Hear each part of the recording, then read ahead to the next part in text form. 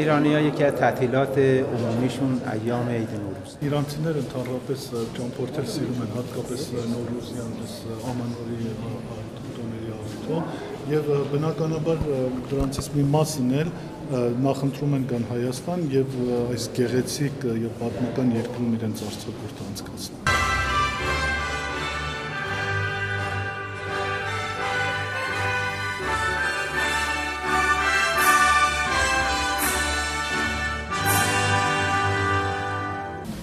و معمولا در این ایام در ایران رسمه که همه به دیدن همدیگه میرن و سعی میکنن تمام کینه ها، حقد ها، بخلا همه را برکنار کنن و اون طاهر و پاکیزه در کنار همدیگه بشینن.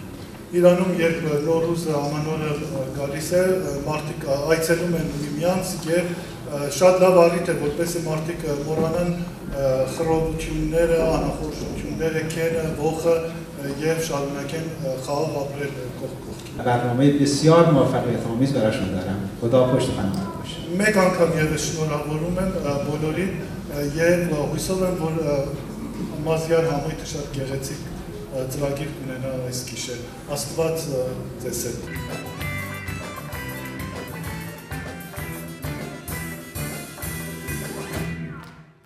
یه دست قشنگ به خودتون بزنید خواهش میکنم.